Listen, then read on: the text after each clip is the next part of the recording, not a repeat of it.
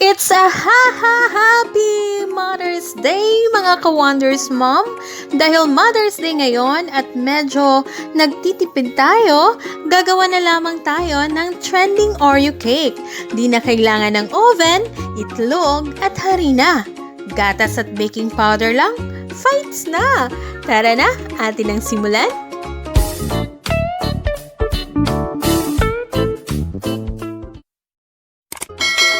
Una nating gagawin ay tatanggalin natin ang fillings ng Oreo Biscuit.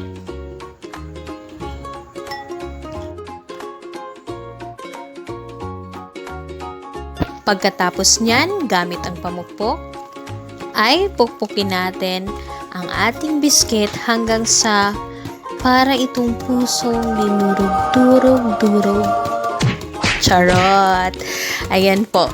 At pagkatapos niyan ay ilagay natin sa ating lagayan.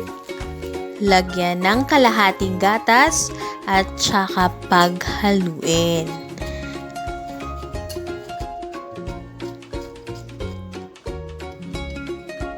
Pag nahalo na ito, ay pwede na nating ilagay ang ating baking powder.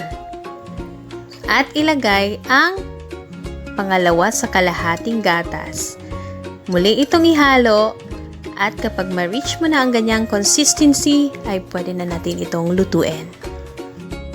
Ngayon ay i-grease natin ang ating pan gamit ang oil. Lagyan ng bond paper. Bond paper, lagyan ng oil. Ayan, pwede na natin ilagay ang ating mixture at hindi natin to i-bake, kundi gamit ang ating stove. Isalang natin ito sa pinakamahinang apoy, takpan at huwag bubuksan hanggang sa 40 minutes. Ngayon ay i-check natin ito gamit ang toothpick. Kapag malinis, ay luto na po ito. Make sure na palamigin muna bago ihango mula sa lagayan. Ayan po, malamig na po yan at okay na for frosting. Ngayon ay isalang natin ang ating Oreo fillings. Lagyan ng gatas. At ating haluin. Hahaluin po siya lagi hanggang sa kumulo ito. Kapag kumulo na po ito, ay pwede na nating ilagay ang ating butter.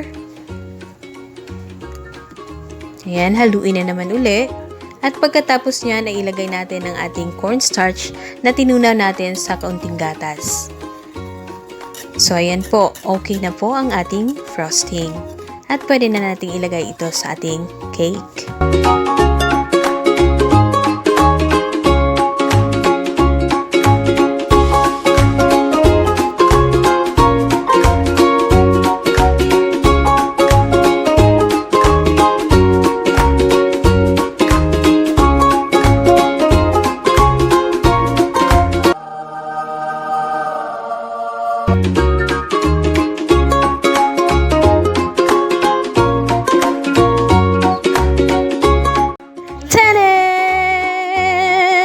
Ayan, ang sarap ng aking strawberry Oreo cake. Ayan, di ba? Perfect na perfect para sa ating mga mothers na naglaan ng oras para sa atin araw-araw. Ayan po guys, ang sarap nito. And I hope that your mothers will like it. I know for sure. Don't forget to subscribe guys. And don't forget to share. Love you all. Keep safe. God bless.